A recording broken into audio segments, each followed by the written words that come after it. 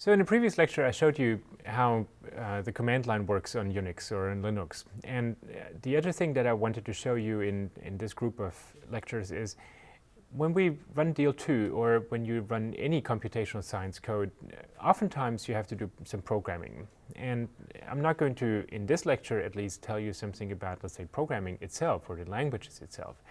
But I want to give you a little bit of an introduction of, let's say, what is the process that we use to compile programs, and let's say, how does a modern operating system do these sort of things? So I call this lecture 2.91, and it's a brief introduction into compiling programs. And let's say conceptually, when you think about compiling programs, typically the way we do it today is that we split a program into multiple source files. So I'm a C++ programmer. I'm going to call these files a.cc and b.cc, for example. And then we need to do two things. So first, we need to run the compiler on every one of these source files. And that's going to take, let's say, the a.cc file and convert it into an a.o file. So -c means compile it, -o means put it in here. So I get a file a.o, and b.o if I compile b.cc.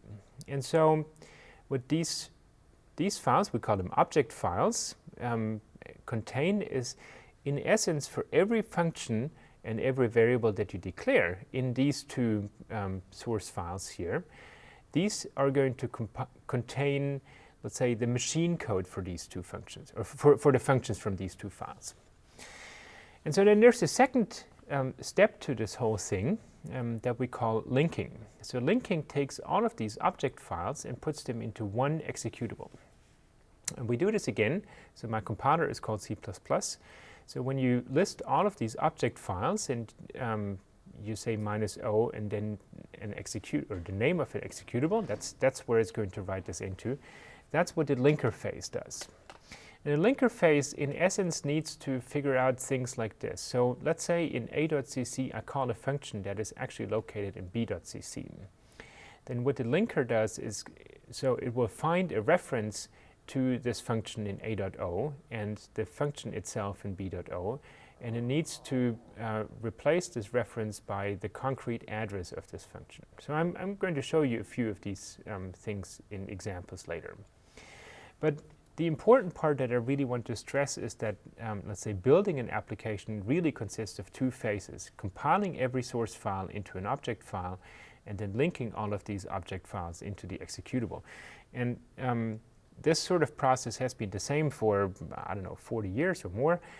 It's the same on every operating system that you can think of, so the same happens on Windows and on Mac. The only difference is that sometimes you see how these commands are executed, and you really see that these are different phases or different stages, and sometimes you don't. So if you work, let's say, in, I don't know, Visual Studio, you may not see that this is actually happening, but even under Visual Studio, there is a compile phase and there's a link phase. And I think it's useful to understand that there are these two phases, because it helps you understand some of the error messages that you might get. So let me just show you how this works in practice. So I'm going to open a terminal window and run a shell in it, and I'm going to go into my temp directory. I'm going to create a directory called 676. Okay, and then I'm going to, let's say, write a.cc. My a.cc is going to look like this. Let's say we're doing C++, so I'm going to include the IO stream header, and then I'm going to define a function void foo, sort of the classical name for functions that I just want to use for illustrative purposes. And what it's going to do is it's going to just see out. It's going to just print hello world, like we often do for first programs. Okay, so this is in a.cc. I save this. I go back to my window because I put the ampersand at the end of the line. My window is still available. And I can compile a.cc into a.o. Okay? And that actually works. So in my directory, I now have an a.cc and I have an a.o. Okay. And so let me also write a file b.cc.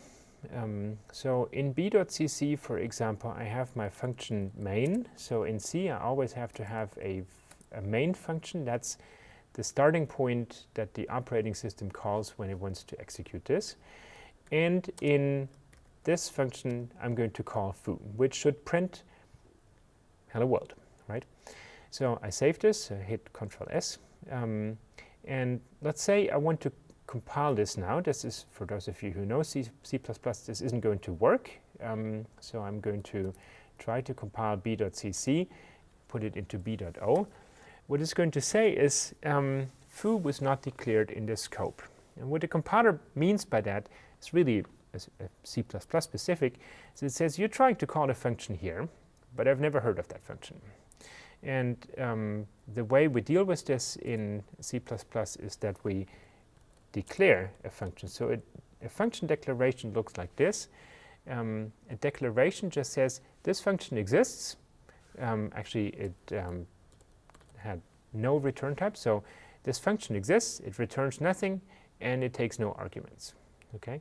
And oftentimes you would put this line here, for example, into a header file. Let's say a header file a.h, because the function is defined in a.cc.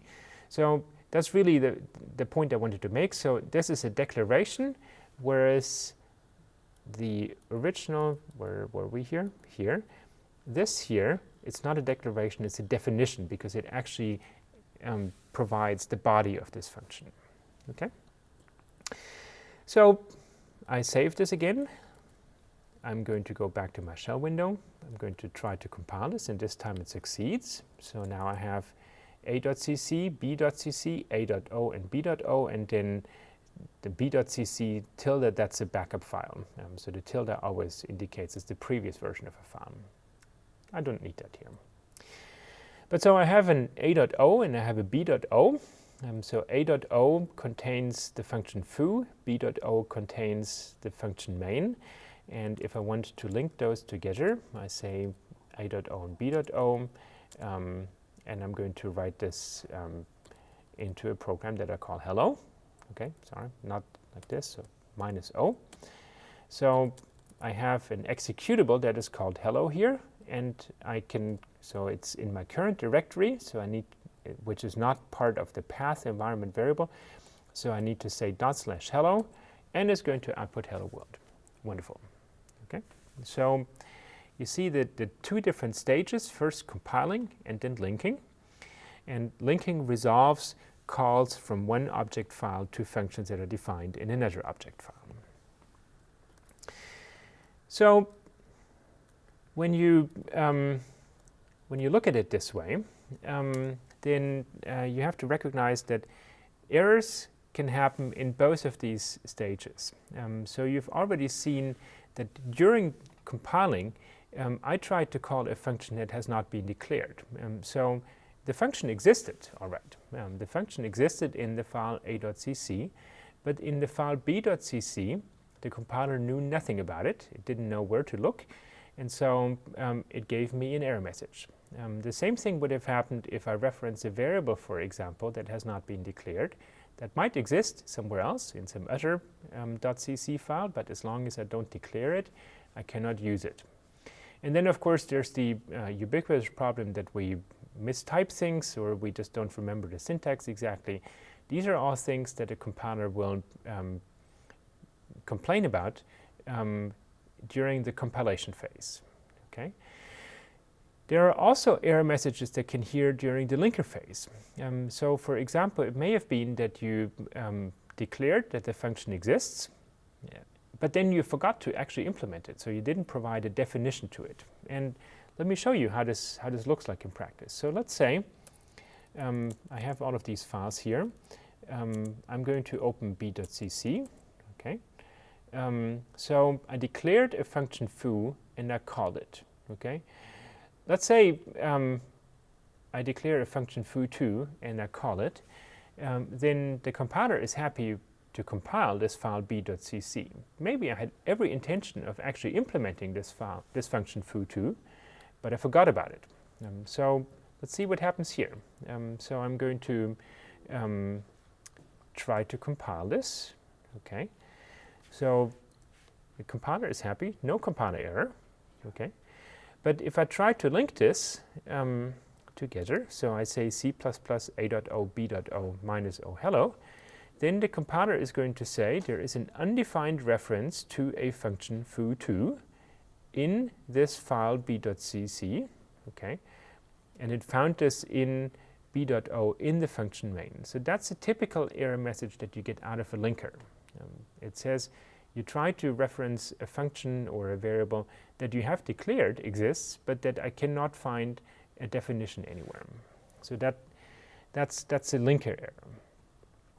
And I think the thing that's important in this context is really that in order to understand what an error message means, you need to be aware of whether you're during the compiler phase or whether you're during the linking phase.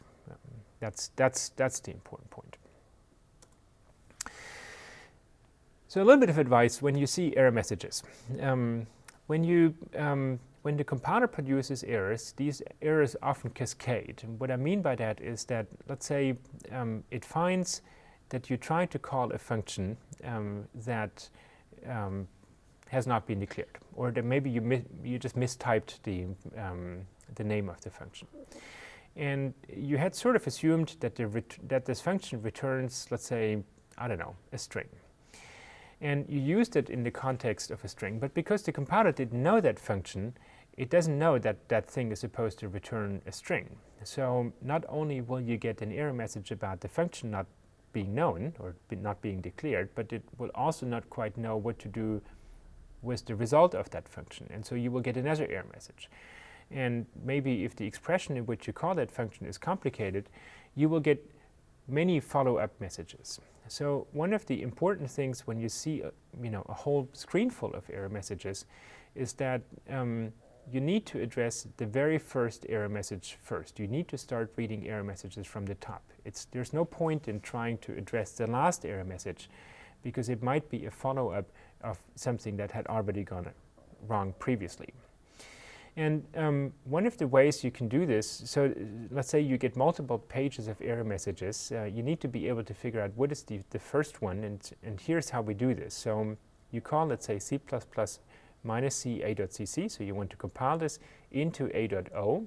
And then I showed you in the previous lecture what this pipe thing here is, and then I can put the output of this program here and give it as input into less, and less shows me one page at a time, and then I can scroll up and down, but it starts at the top, so I get to see the first error message first.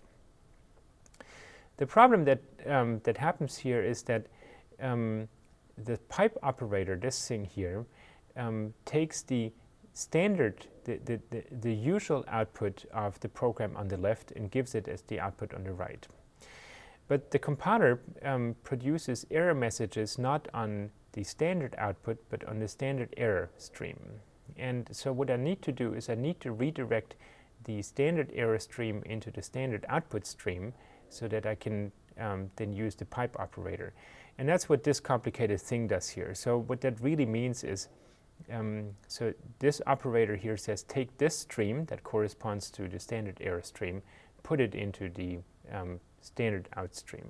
So what exactly is behind that is maybe not all that important, but the point is really that after this here, the output of the compiler, whether error or usual output, is all in standard out, and I can pipe standard out into less, and then I can see the first set of errors, or I can scroll up and down through all of these errors.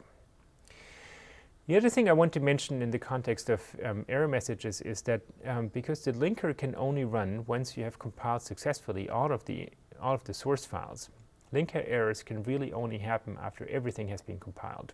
So that goes back to the point that I've made, that you have to be aware of what phase you're in. The linker errors can only happen when everything else has been done. And so the first errors you always have to address are the compiler errors, because before the compiler is happy, you will never be able to get to the linker. Okay, so of course, when you compile things, let's say you have a software that is not just 2 files, but lots of files, then typing these sort of commands for every source file and then linking it all, that's tedious, right? We don't want to do this. The other thing is that maybe a.cc depends on a header file, let's say b.h. When you update b.h, when you change something in b.h, you really need to recompile b.cc in this case. So you would have to keep track of these dependencies, which file depends on which other. And that's something that in practice is just too tedious to do, and so people came up with approaches to automate this. And the classical approach is a program that's called make. So make allows you to specify what are the commands to compile something, what are the commands to link something, and also what do things depend on. So make takes an input file that is traditionally called makefile with a capital M, and these make files contain targets. These are, let's say, outputs that you want to create, dependencies that list what does an output depend on, so for example the .cc file, and rules say how do you create the output from the inputs. And then you can make things arbitrarily complicated, so you can define variables in these make files, and you can generate generic rules that say every .o file can be generated from a .cc file through a particular command. It's all not terribly important. All I want to say is you can make it more complicated. And let me show you how this actually looks like here. So I have this directory now. Let me delete the backup file. And let me open a window in which I want to edit this makefile thing. So makefiles, I will admit the following, have a rather archaic syntax. So they're not really meant to be written by hand these days. There are better ways to do this, and I'm going to show you one. But I want you to understand what a makefile really is. So a makefile says that the file a.o, that's the object file, depends on a.cc, okay, and possibly other things. So I could list other input files here that it depends on, okay. And then in the next line, or in the following lines, I'm going to say how is it actually created. So to make things really confusing, the lines in which I list the rules need to start with a tab. kwrite apparently writes a tab as 2 characters, and the command that I need to enter here is c++ -c a.cc -o a.o. That's how I compile this thing.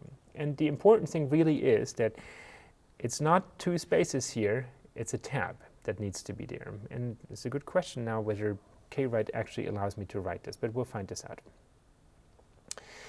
And then after this, I can also say b.o depends on b.cc, and it is generated by saying c++ -c b.cc -o b.o. And then the executable that I called hello depends on a.o and b.o, and I get this by linking a.o and b.o into the executable hello. Okay, and so these are the 3 rules. So let me save this. Let me see if make understands this now. So apparently kwrite replaced all of the tabs that I entered here really by 2 spaces. Let me do this in Emacs because I know that I can do it there. So in Emacs, I am going to replace these 2 spaces by a tab. So that's what I meant with really archaic syntax, because of course visually I cannot distinguish between spaces in a tab. So I save this. Now if I say make, it's going to say A.O is up to date. So I can say make this file, for example, and it will automatically know A.O is newer than all of the dependencies, so there's nothing to do. Okay. I could also say make hello, and in this case, okay, so we still have the problem that we have foo2. So let me open b.cc here, and let me go back to the original function names. So I changed b.cc, okay, and what you have here in the make file, when you change b.cc, it will know that, so right now b.O, let's look at this. So b.O was written at 1039. b.cc has now been written at 1049. So b.O is older than b.cc, and the make file will be smart enough to know that if the sources are younger than the outputs, that it needs to run this command. And if I say make hello, it depends on these two, so it depends on b.O, but because b.O is older than b.cc, it will first update b.O and then run this command. So if I say make hello, okay, so you really see that it calls the compiler to compile b.cc and b.O, and then it links these two files into hello, and I can call hello like this. Okay, so make files allow me to automatically update things. So every time I edit one of the source files, when I say make, it's going to automatically compile the source file into the object file and then compile the object file into the source, into the executable. So to make this a little bit simpler here, so whenever you just say make, make will try to create the very first target that you list, which in this case is A.O. In this case, I don't really care all that much about all of these intermediate object files. What I really care about is the executable. And so I'm going to put this at the very top here, okay? And when I say make, it's going to say hello is up to date.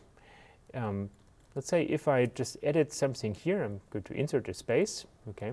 I say make, it knows that it needs to recompile b.cc and b.O, link b.O and a.O into hello. And so just saying, if I order these targets in the make file appropriately, then just saying make will recompile the whole project. And so that's sort of how we approach the problem that we don't want to remember all of these executables. So these make files, like I say, they have a pretty archaic syntax. For example, the issue of tab versus spaces. But at the same time, if you know the syntax, they're actually really easy to write for simple problems. They do have disadvantages. So make files, for example, are sort of a Unix thing. And as a consequence, they also run on Macintosh because Macintosh underneath is basically Unix. But make is not something that is, let's say, widely usable on Windows.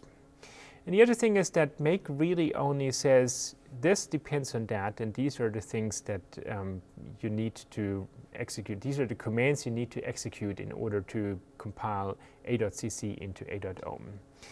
But there are many other tools today that you would want to know something about the structure of a source code. So let's say if you wanted to work with Visual Studio, or you wanted to work with Eclipse, which is another software environment that I'm going to talk about a lot in the next few lectures, then you would want these tools to understand what are all of the source files for your project, for example.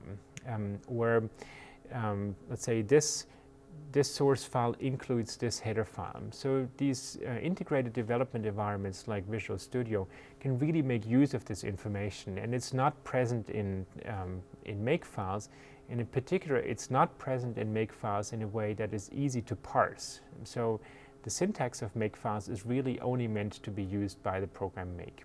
And so over the years, people have come up with different approaches for this. So there are other tools today, for example, something that is called autoconf and automake, where you describe these sort of things at a much higher level.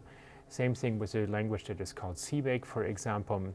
So there are other ways today to describe these sort of dependencies, and that makes things a lot easier to develop. So they work at a much higher level, and they allow you to describe things, let's say, on a more logical level, as opposed to this is the command. So oftentimes, for example, you just want to say, well, compile this source file into this executable, and you don't need to know what exactly the command is for this. So with this, I hope you got a little bit of an insight into how compiling works and how linking works, and that we can, let's say, we will use this in the future when I show you how to work with deal.II.